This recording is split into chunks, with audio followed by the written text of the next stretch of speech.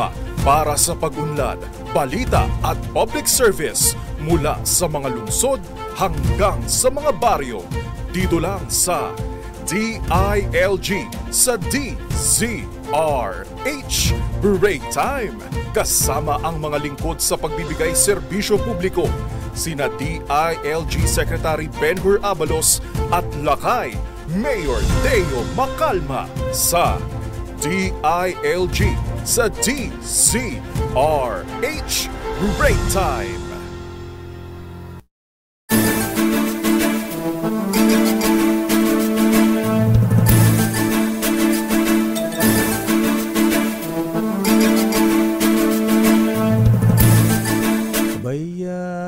Miyerkules na pala ngayon na Yusek, ha? Bilis ng panahon. Hindi pa lang ba? Feeling ko Saturday na eh. We missed you last week. Ayan o nga. Magandang hapon, Luzon, Visayas at Mindanao. Ayun ay Miyerkules, September 13. Berde po ng Pangulong Ferdinand Bongbong Marcos Jr. At welcome po sa DILG sa DZRH Break Time. At siyempre maliban sa akin ay makasama natin sa programa ang Undersecretary for Plans, Public Affairs and Communications ng Department of Interior and Local Government, si Yusek Margarita Marz Gutierrez. Magandang hapon, Yusek. Magandang hapon, Lakay. Na-miss kita last week. At magandang hapon, Pilipinas. At sa lahat ng nakikinig at nanonood on-air at online. Ang DILG po ay inyong makakasama dito sa DZRH Break Time upang mas mailapit po ang ahensya sa publiko pagdating sa pagbibigay ng serbisyo. Dahil ang DILG po ay matino, mahusay at maaasahan na handang-handang paglingkuran at pangalagaan ng ating mga mamamayan.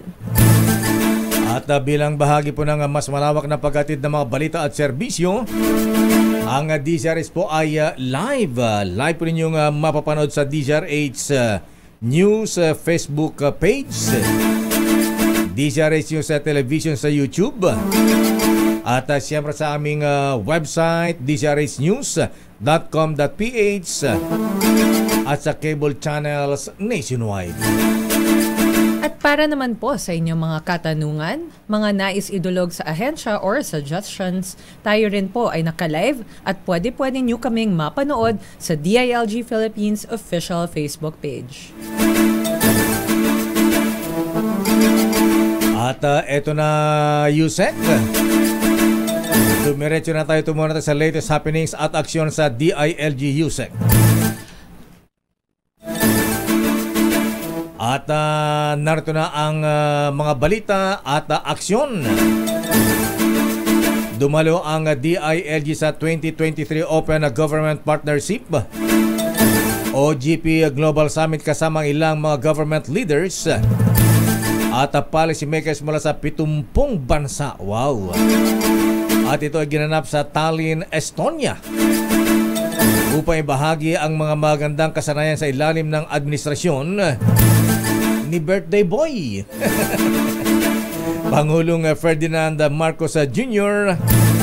sa pagpapabuti ng pamahala at pagbuo ng mas malinaw at responsableng patakaran para sa bansa. At sa nasabing summit po ay binahagi ni DILG Undersecretary for Local Government Marlo Iringan ang mga inisyatibo sa bansa para sa matatag na demokrasya at ang pagsusulong ng aktibong pakikilahok ng mamamayan sa pamahalaan, paglaban sa korupsyon, mga reforma sa serbisyo publiko, at siyempre po, ayan na inyo napapanood sa RH TV, ang pagpapaunlad ng lokal na pamahalaan. At sa ibang dako naman ho ng mundo, pinangunahan rin ng DILG ang delegasyon ng bansa sa katatapos lang na East Asia-Europe Inter-Regional Exchange on Child-Friendly Cities sa Madrid, Spain at Helsinki, Finland. O, diba, sir? Puro global ang mga trips ngayon ng mga natin, executive sa DILG po.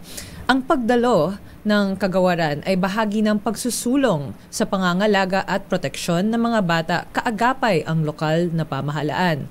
Ibinahagi ni DILG Undersecretary Odilon Pasaraba sa Inter-Regional Exchange ang child-friendly local governance audit at ilan pang mga strategies na mapahalaan sa pagtugon sa mga pangangailangan ng kabataang Pinoy. Hinimok rin ni DILG Secretary Benhur Abalos Jr. ang mga LGUs na isaalang-alang ang pangangailangan ng mga bata at pangangalaga sa mga ito para sa kanilang pag-unlad. Pang-export na ang talent, ha? Diba? Ang peg ng mga taga-DILG ang mga Pinoy. Samantala, ipinahag naman ng DILG na kanilang nagamit ang halagang 139.366 billion pesos o 98.7% mula sa kabuang allocated budget nito sa 141.2 billion pesos para sa unang semestre ng fiscal year 2023. Sa pagdinig para sa 2024 budget ng kagawaran sa House of Representatives, ipiniliwanag dito ni DILG Secretary Benhur Abalos Jr. kung paano nagamit ang pondo ng ahensya.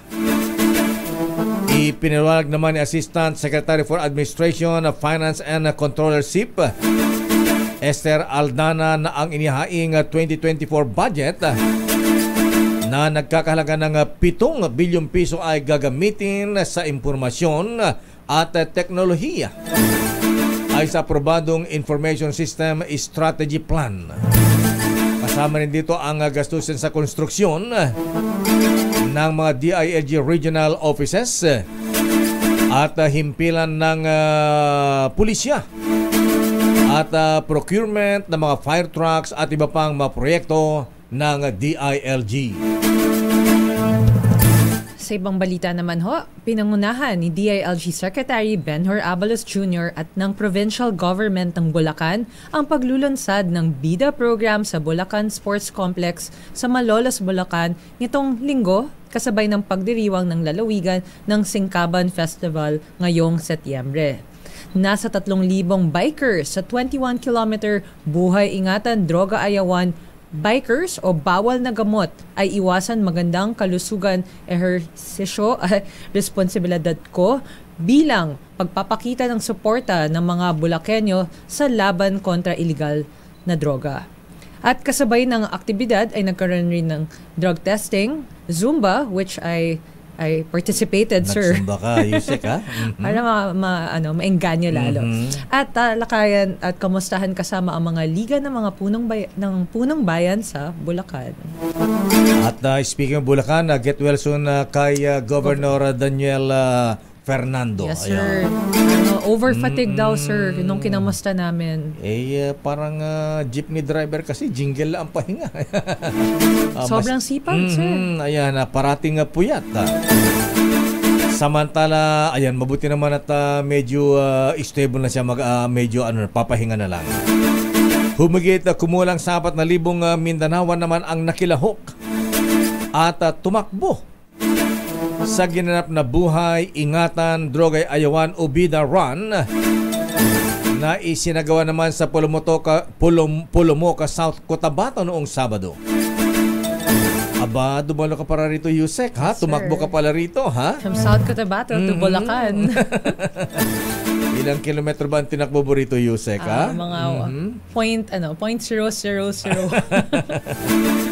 At dumalo sa BIDA Run si Yusek Marz Gutierrez kung saan nagpaabot siya ng mensahe at pasasalamat sa patuloy na pagsuporta sa inisyatibo ng pamahalaan laban sa droga. At kabilang din sa nakalahok ang mga grupo mula sa DILG 12 at South Cotabato Runners. At yan po ay lamang sa mga balitang hatid ng DILG sa ating pagbabalik. Nakasama natin dito, Yusek, ha? Ay mula sa Local Government Academy na isa sa mga attached agency ng DILG. Ayan, para medyo mabitin yung mga listeners natin. Correct. Naka-ready na, ayan. Kanina pa. Kanina pa ba? 3 o'clock pa lang, Wow. naka-ready na po ang ating panahuin. Ganun ho ka-prepared ang DILG kasi, sir. Basta pag DILG po, maaasahan nyo talaga. Oo nga, maayos, matino, at maasa. Ayan, at saka masisipag. Babalikan po natin mahabigan ating mga kasama na sa ating palatuntunan. Itapon na natin sa pangalang Presi. At ayan po ay sa ating pagbabalik sa ating palatuntunang DILG sa DZRH Break Time. Pinakahuling mga balita, kaganapan, DILG, balita at aksyon. Buhay ingatan, droga'y ayawan! Sa laban na ito, pinapangako ko sa inyo, seryoso tayo rito. Hindi tayo matatakot dahil sama-sama natin lalapanan ang droga. Yan ang gagawin natin. Dahil dito, bida ka. Buhay ay ingatan, droga ay ayawan. Bida tayong lahat sa kampanya laban sa illegal droga. Ano nga ba ang Local Government Academy? Ba, meron palang ganito, Yusek, di ko alam ito, ha? At ano ang hatid nilang serbisyo sa mga manggagawa ng DILG at mga local government units? Tama ka dyan, Lakay. Kaya naman ating makakapanayam sa hapong ito ang Executive Director ng Local Government Academy, walang iba kundi si Executive Director Thelma Vecina. Magandang hapon po sa inyo, ED Thelma. Magandang hapon po sa iyo, Ma'am Yusek Marts. No? Magandang hapon din kay Sir Dave. Isang napakalaking karangalan po na maging guest po ito sa Break Time. Actually, si Ma'am Thelma, matagal na ho naming ini-invite ho sa programa pero sobrang busy rin po kasi sila. Sila kasi in charge talaga sa mga capacity buildings po ng LGUs po. So malaking crucial po ang role nila sa DILG po. So Ma'am Thelma, marami pa rin ang hindi nakakaalam kasi kung ano ba talaga ang Local Government Academy. Bilang isa siya sa mga ahensya sa ilalim ng DILG. Maaari niyo po ba kaming bigyan ng brief description or ipakilala naman natin kung ano ba ang LGA at ano ba ang mandato ho nito? Ayan, ako rin ngayon ko Yes, Yusek Marts. Oo. Ang Local Government Academy, in short LGA, ay attached agency ng DILG. Kami po ay may mandato to be the training arm of DILG for all local government officials, including the department personnel. So provinces, cities, municipalities, and even the barangays, mandato po namin ang bigyan sila ng kaalaman at pagsasanay para mas lalo nilang gampanan ng maigi ang kanilang mga katungkulan.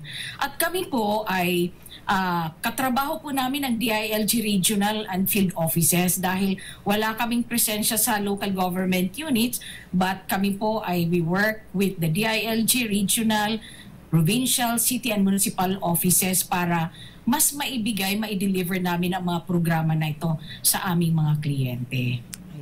At bilang attached sa agency ng DILG Director Thelma, Mama, na natasang magbigay po ng kapasidad sa mga LGUs, ano-ano nga po ba ang mga capacity trainings na isinasagawa po ninyong tanggapan LGA para sa kanila para matiyak na lalo pang maisaayos at mapaganda po ang pagbibigay serbisyo sa kanilang mga nasasakupan? Sir Deo, alam po ninyo, kami po ay suporta doon sa results areas ng DILG. Kung aking mararapatin lang po, aking ilalahad. Anong mga results ng DILG bago ko sabihin ang mga programa?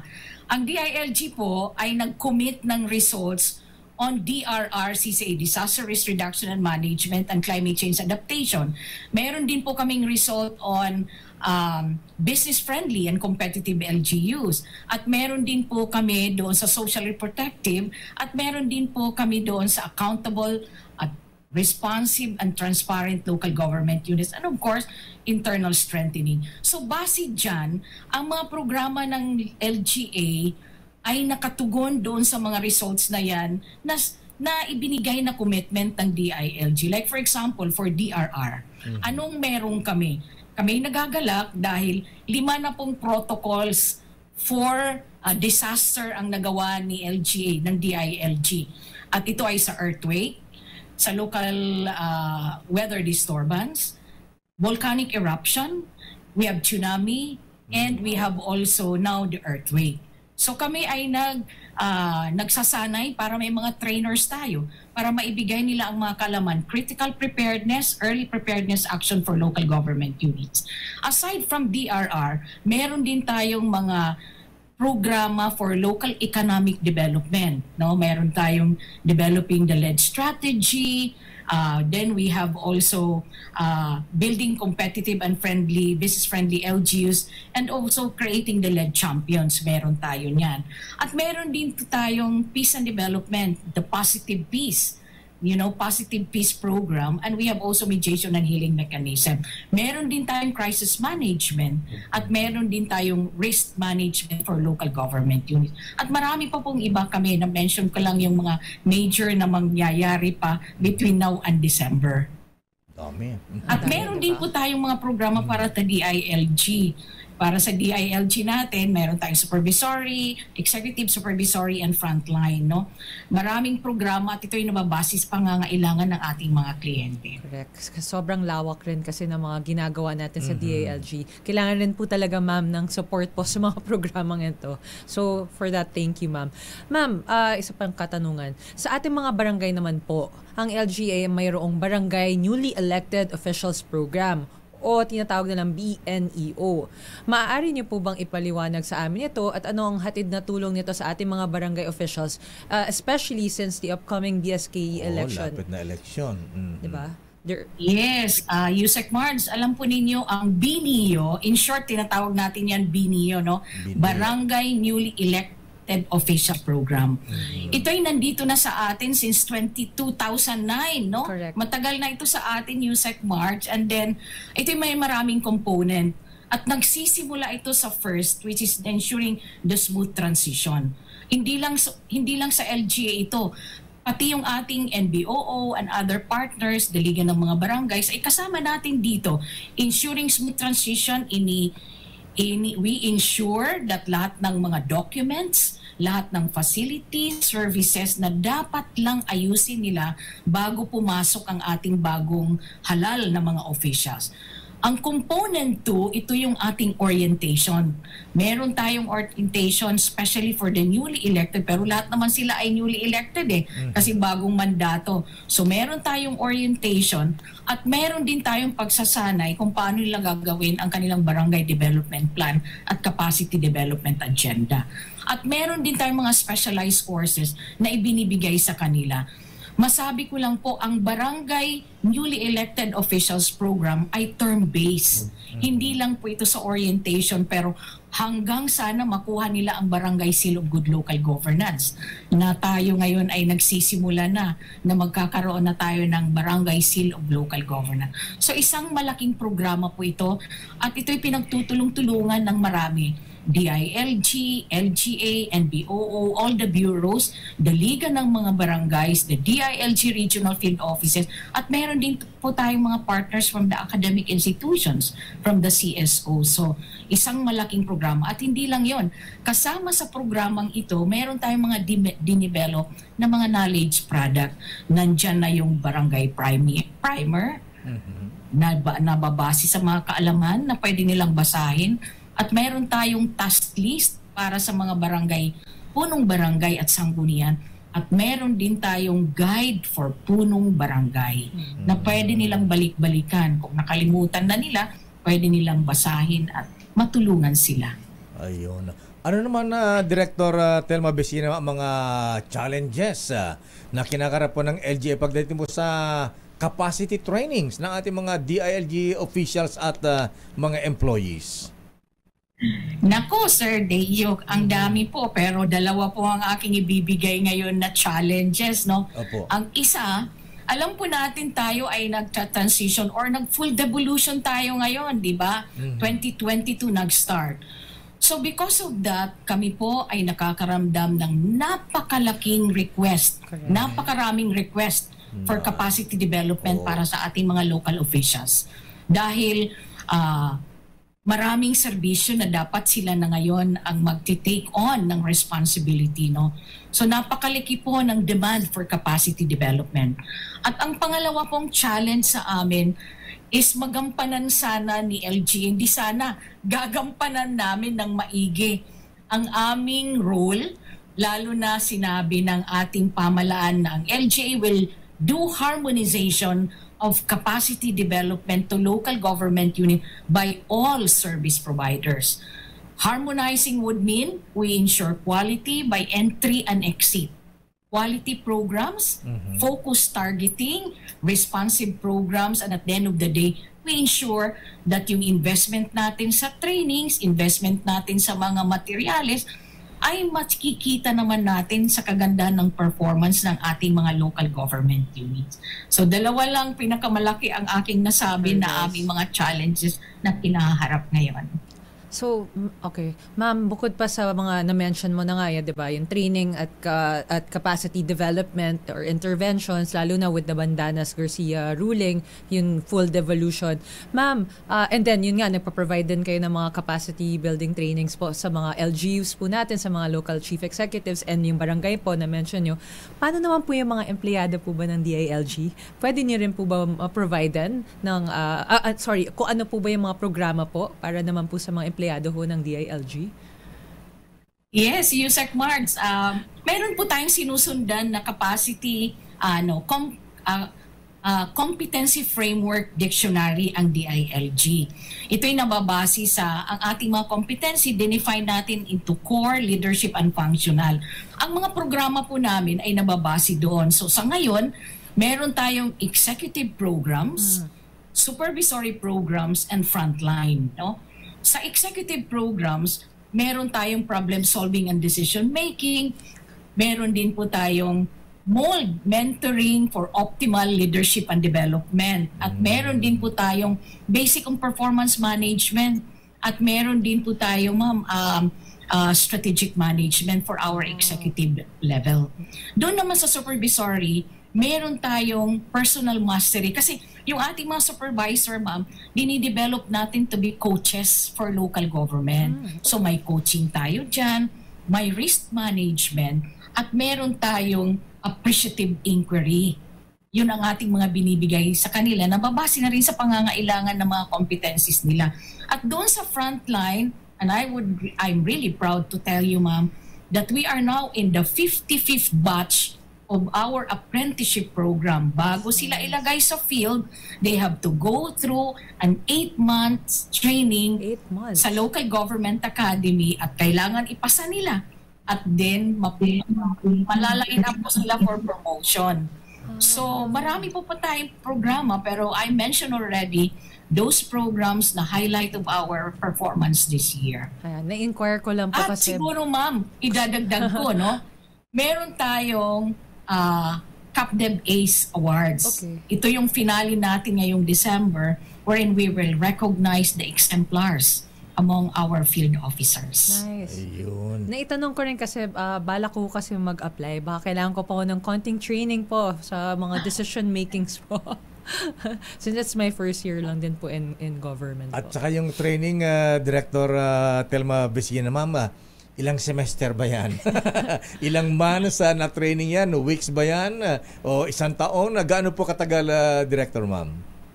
Depende po, Sir Deo. Mayroon po tayong example yung apprenticeship, 8 months po yun. Meron yung immersion kasi Pero meron din naman tayo kasi alam naman namin ang executives namin, hindi pwede mawala ng matagal sa office nila.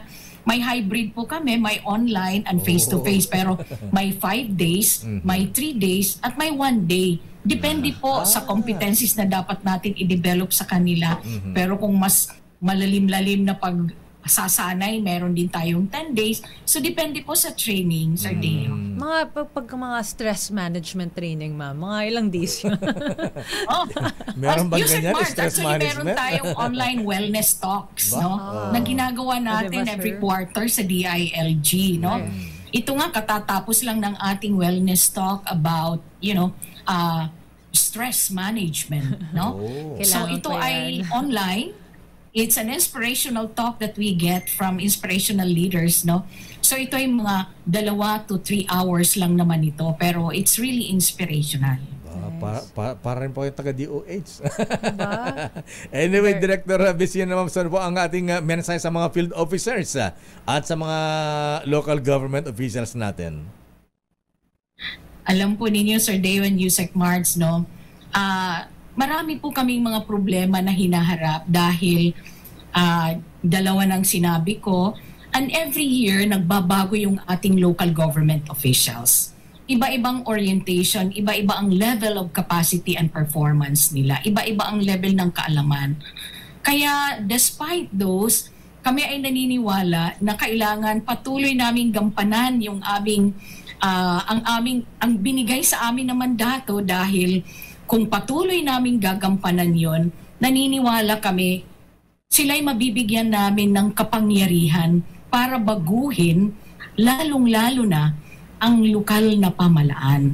So sa pamamagitan ng pagsasanay sa kaalaman at sa mga expertise nila, sila ay makakapag-contribute kung paano magiging maganda ang pagpalakad ng ating lokal na pamahalaan.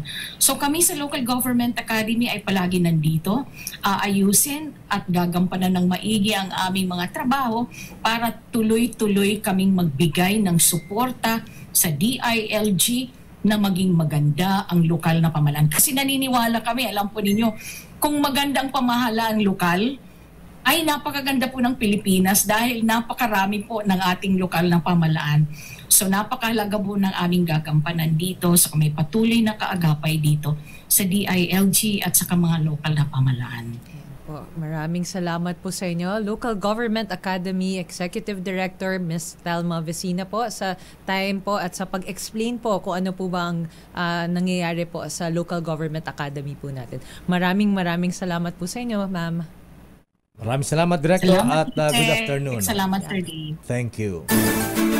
Lakay, baka pwede kong imbitahin po yung Airing Barangay, yung viral. Ganun ba? Dapat yata mag-enroll sa program po sa LGA. Oo. Abay, kailangan natin meron parang stress management. Diba? Aba, maganda yan. Anger management. Anger management. So, yung bawal yung bawal magkasakasa ng barel. Saka yung pagpunit ng mga indigency certificates. Dudulog ka sa barangay pagkatapos salim ng tulungan ka mabubuli ka pa. At sa ating pong pagbabalik mahabigan, abay huwag kayong aalis dahil maganda ating pag-usapan na Yusek Mards.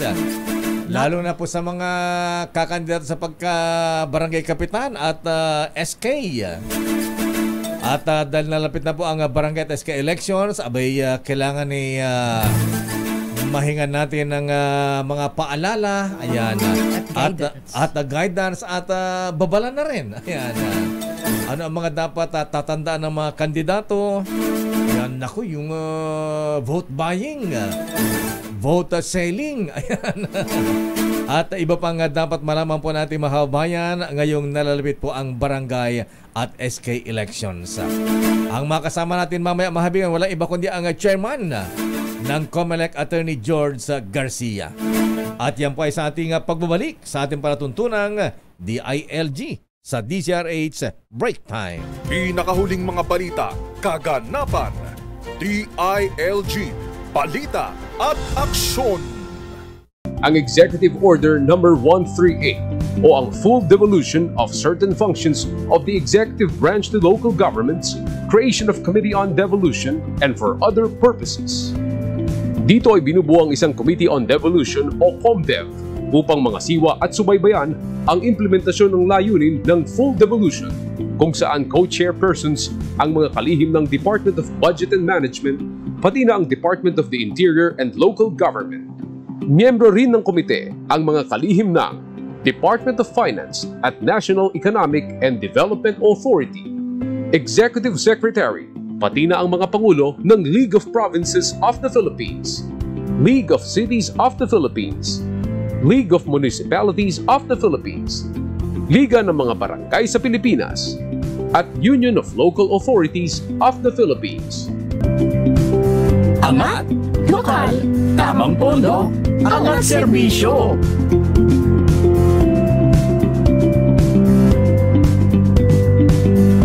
Serbisyo publiko.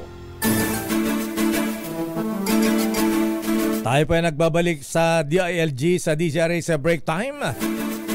Naku, ilang days na lamang ba ngayon nalapit na eleksyon na USEC? Ha? Para sa barangay Sangguniang Kabataan ay nararapat na bigyan muli ng paalala ang ating mga kandidato, USEC. Correct ka dyan, Lakay. At para sa maayos at matagumpay na barangay at sangguniang kabataang elections ay ating alamin mula sa COMELEC ang mga do's and don'ts para sa ating mga BSKE candidates. Kaya naman ating makakapanayam sa hapong ito ang ever so famous chairman ng Commission on Elections, no other than Attorney George Garcia. Magandang hapon po sa inyo, Chairman George.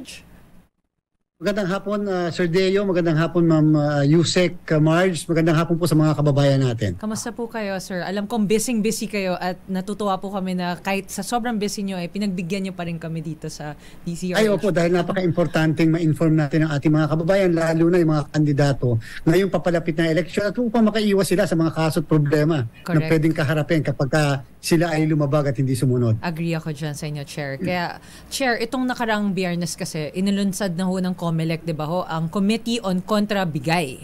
Ano po ang layunin ng committee na ito, lalo na ngayong nalalapit na ang BSKE, sir?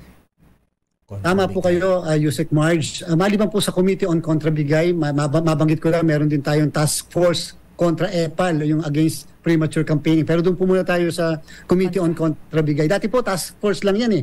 Ngayon po, minarapat natin na gawin na siyang committee para permanent na po siya at the same time institutionalized na. So yung pong kontrabigay, naku, yan po yung ating panlalaban sa mga mamimili ng boto at magbebenta ng boto para sa darating na eleksyon. Naandyan po yung mga pwede namin gawin at the same time yung pwede namin i-file ng mga kaso at yung mismong proseso kung paano namin gagawin yan kasama ang ibang ahensya ng pamahalaan dito po sa mas pinaigting natin na kampanya laban sa pamimili ng boto. Ayan po, ang gandang programa yan, sir.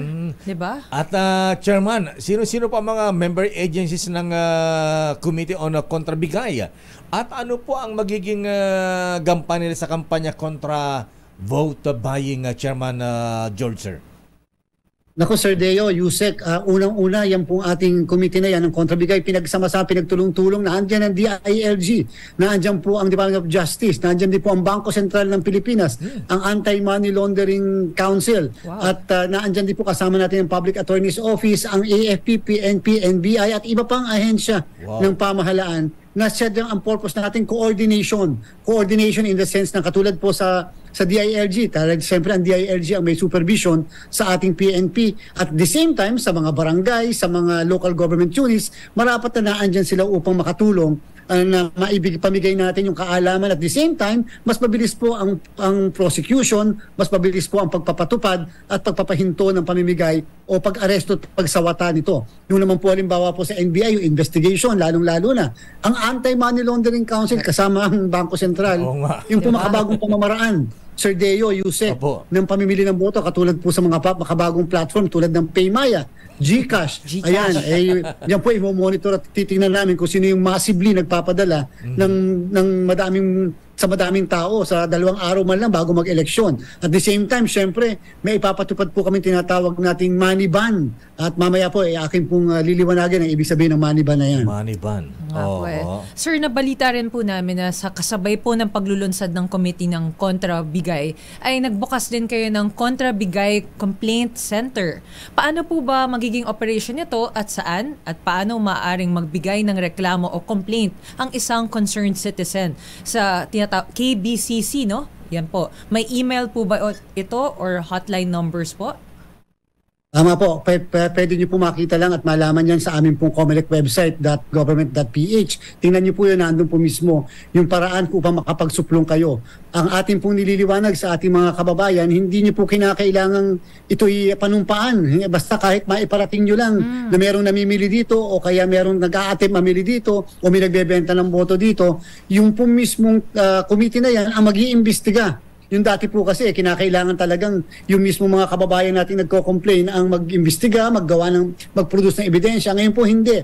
Yung committee ang maghahanap ng mga ebidensya at binigyan din po ng kapangyarihan ng NBank ng komisyon, yung committee na yan upang Sir Deo, Ma'am Yusek, na sila mismo ang mag-prosecute, sila mismo ang mag-file ng complaint, sila mismo yung tinatawag po namin sa batas na mag-motu proprio, mag-file ng complaint at petition to disqualify yung mga kandidatong yan. Sir, kahit anonymous complaints, papayagan niyo po yan? Kahit po anonymous complaints, in fact po, Yusek, kahit yung ating pong task force against premature campaigning, ay kaya po halos 400 na yung nasosyokos namin dahil yung po yung mga pinapadala sa ating mga reklamo, medyo may ilan talaga makukulit hanggang ngayon, makiktigas ang ulo, nagpapaskil pa rin, naglalagay, pero hindi po. Ngayon sa buong Pilipinas, medyo maayos, malinis, walang parang fiesta at mga banderang naandyan po at naglipa na. Kawawa yung mga pasaway ngayon, di ba? At sa mga pasaway, Chairman George Garcia, sir, ano po ang mga parusa? Ayan, ano po ang sanction? Ano po ang panuntunan ng COMELEC, lalo na po sa vote buying? At pati pala vote selling, Chairman Sir, may parusa din. Tama po, Sir Deo. It takes two to tango, ika nga. Hindi pa pwedeng sumayaw mag-isa lang. Hindi pa pwedeng mamili kung wala namang nagbebenta.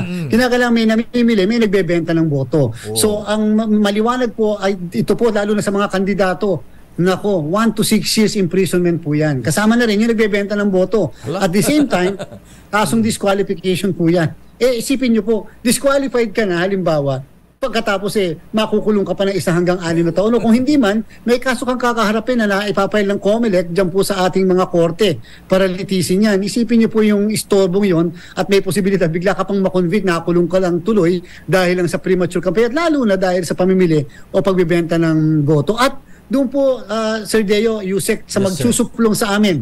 Halimbawa, kahit na under oath, panunumpaan niya bilang witness, huwag po sila mag-alala dahil bibigyan po namin sila ng protection dahil hindi po namin sila ipoprosecute. Kasama po yon sa guarantee na nilagay po namin doon sa aming resolusyon. At siguro makatulong din na Chairman kung makukuha ng video. Ay, opo. Kaya lamang po, yun nga po yung, alam niyo po, Sir Deo, sa aming mga abogado, minsan po kasi yung may tinatawag na admissibility of evidence. May mga ebidensyang hindi basta matatanggap kung video lang tapos hindi naman ite-testify nung kumuha ng video. Anong video ang ginamit, anong oras nakuhanan yan. Pagkatapos ano yung mga circumstances nung kinukuha niya yung video, wala pong value yung video lamang na nakuha. Napakaganda po sana niyan. Kaya lang po, ay mas maganda may iba pang ebidensya maliban sa video. Halimbawa, testimonya mismo nung kumuha o yung iba pang mga nabigyan ng pera o nung bagay. Sir Deo, Ayusek, gusto ko lang liwanagin. Yes, sir. Hindi po kinakailangan ang ipamimigay ay pera. Pwede pong in-kind ang ipamimigay. At the same time, pwede nga pong promise lang pangako lang, pwede ka nang mapatunayan na guilty ng vote buying. Papangako sa iyo, halimbawa na pagbibigyan kayo lahat ng trabaho, yan po ay vote buying na. Tuparin man o hindi, yan po ay vote buying. Kaya pagkaiingat po tayo lalo po sa pagsasalita o sa kilos natin, lalo na sa panahon ng kampanya. Correct. So, paano kung platforma niya yan, Chairman? Pagka nanalo ako, bibigyan ko kayo ng trabaho, parang gano'n. Lahat kayo ay may trabaho under my leadership. Bawal ba yun? Yan. Yung mga alagay dating lulong, ngayon tutulong, mga ganyan. Alam niyo po, yan yung mga ganyang pangako, yan po ay vote buying, sabi mismo ng ating batas. At siyempre po ang focus talaga po natin, yung makabagong pamamaraan. Alam niyo po, medyo lumang pamamaraan na yung mga mag-aabot na sobre. Hindi na po yun kasi nakikita, napipicturan. Yung problema po natin, pagpapadala sa pamamagitan ng GCash, Paymaya, device lang po. Kaya gusto namin, ipasubmit sa mga platform na yan, yung listahan ng nagpapadala massively. Halimbawa po ba naman si Sir Deo. 3 araw bago mag-eleksyon, nagpadala ba naman sa 300 tao ng tig 1,000 piso, wala pang butala. Ipipresume namin ang taong yan. Dapat pina-flag down na po yan, diba? Yung mga ganyan, pina-flag down yan. Tama po. In fact po, tingnan niyo po yung aking sinabi. Ito po yung ipipresume namin yung taong yan na involved or engaged sa vote buying. Presumption. Ang ibig sabihin ng presumption, wala pong bawal doon. Hindi po yung unconstitutional. Correct. Hindi pa naman namin sinabing guilty. Ipipresume namin siya na engaged sa vote buying o ngayon, nalipat sa kanya ang obligasyon, yung burden na ipaliwanag na hindi siya engaged sa vote buying. Nako, nabanggit mo na ito, Chairman Garcia, sir. Baka mamaya ay hindi na gawin yan. Bago mamaya na ibang tao na magpadala naman ng GCash ngayon. Correct. Pero yun nga, may presumption na kaagad no? yung taong yun mismo na kanilang inutusan, yun po yung madidimanda namin ng vote buying. Hindi naman po kinakailangan, Sir Deo, na ang nagpapadala ay yung mismong kandidato. Kapag ikaw mismo nagpadala, ipipresume namin na engage ka sa vote buying, i-defend mo sarili mo na hindi ka engage sa vote buying. Ang kagalingan talaga kay Chairman George kasi practicing lawyer siya. Bago siya maging chairman po, sir. Private lawyer po na ang field of expertise talaga niya ay election law. So talagang on the ground po yung mga kanyang mga programs na sinasuggest po. Sir, ang galing. At dahil dyan, sir, may questions lang ako. Para lang po for the sake of our listeners po, pwede po ba kayo magbanggit ng at least top 5 na prohibited acts po na dapat iwasan ng mga kandidato ngayong kasagsagan po ng BSKE election period po? Siyempre po, number 1, bawal ang premature campaigning. Number 2, bawal mamili ng boto.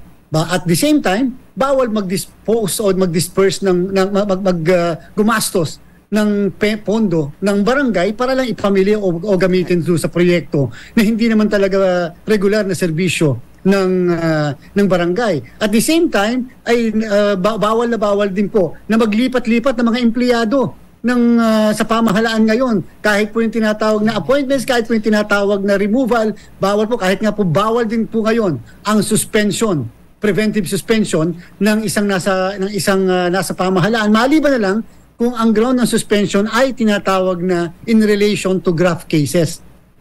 Exemption. Ayan, nabanggit ang bawal.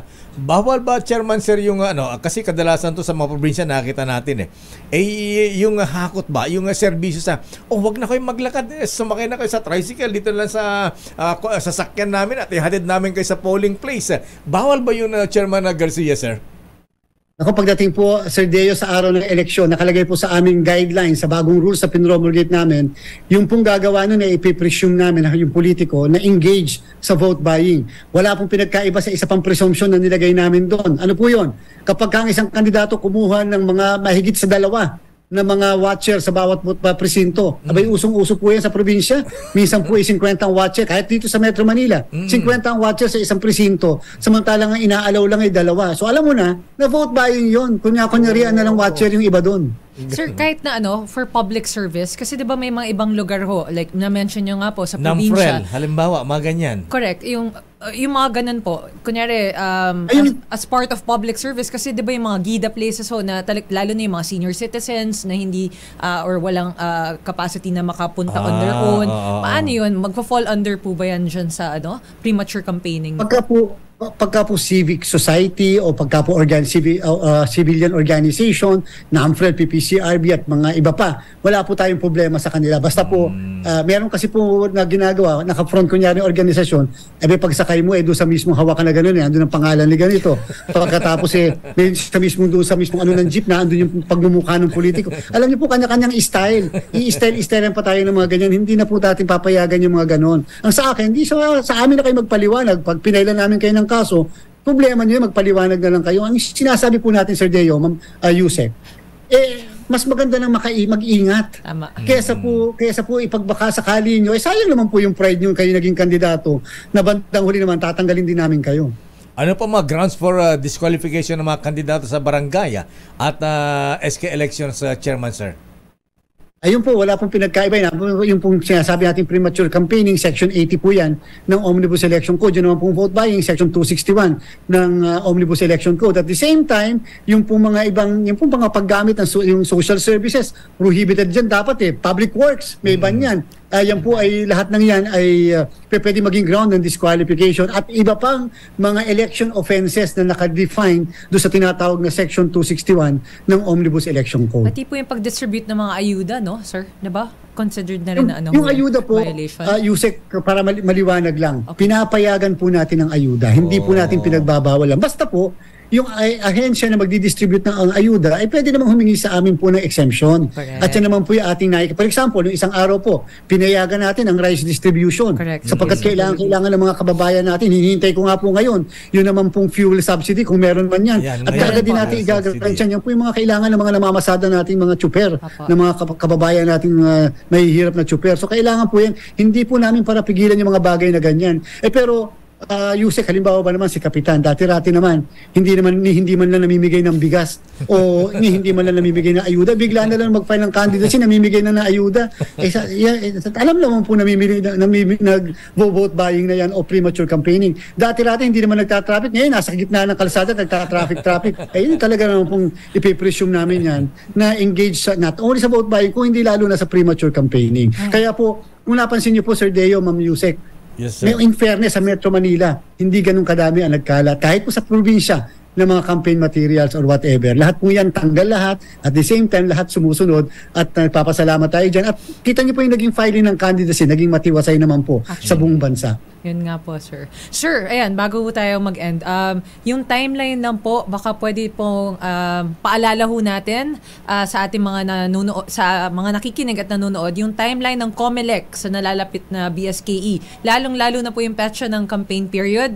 Of course, yung gun and liquor, yung gun ban is already ongoing. Paano naman daw po yung mga liquor ban? Gusto po malaman ni Lakay Deo para alam na kung kailan siya hindi iinom. At iba pang mga important dates. Sir Lakay, Yusek, August 28 to September 2 naging filing ng ating certificates of candidacy. Siyempre po mula August 28 pumasok na po yung gun ban, pumasok na rin po yung mismong transfer, yung prohibition sa transfer sa ating pong civil service. At the same time po, ang ating pong campaign period, ulitin ko po, campaign period, kung pwedeng mangampanya na, October 19 to 28 po ang katapusan. October 19 to 28. Incidentally, yung gun ban po, Yusek, Sir Lakay Deo, ano po yun? August 28 to November 29 po yan.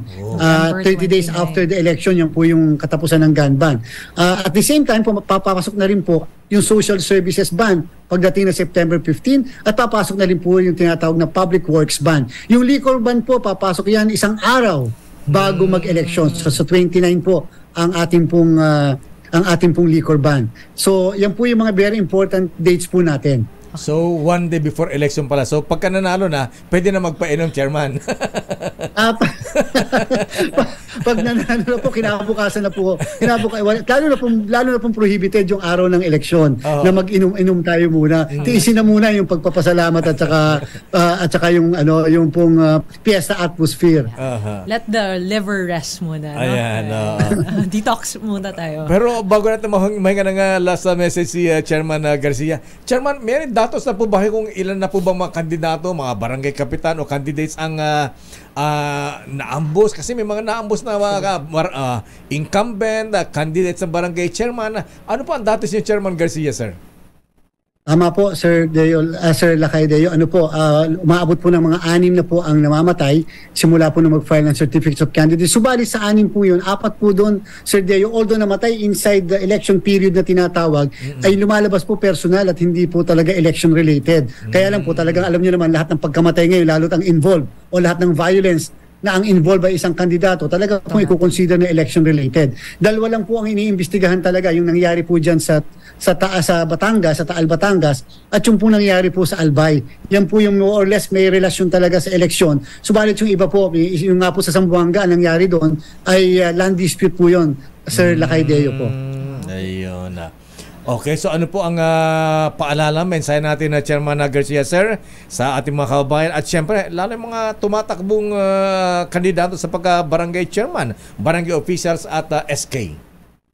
Sa ating po mga tumatakbong kandidato, sana po ipagpatuloy natin ang pagsunod sa ating mga patakaran. Papasalamat po tayo sa mga tumutugon sa ating panawagan. Hindi po ito takutan, kung hindi talaga seryosohan na pagpapatupad ng batas. Kinakailangan ngayon pa lang po, nagseset tayo ng standard. Ngayon pa lang po, sinasabi natin kung naging maayos ang barangay and SK elections ng 2023, bakit naman hindi magiging maayos sa mga susunod na halalan. Sana po ipagpatuloy natin. Doon po sa mga makukulit, matitigas ang ulo at makakapal ang pagmumukha, talaga po hindi namin kayo tatantanan din. At the same time, sa ating po mga kababayan, mga botante, ang panawagan po natin, huwag niyo pong iboboto yung mga hindi po sumusunod sa batas, sa mga patakaran. Isa lang po ibig sabihin yan. Yung mga taong yan, hindi po maganda ang pakay sa inyo pong pamayanan, sa inyong barangay.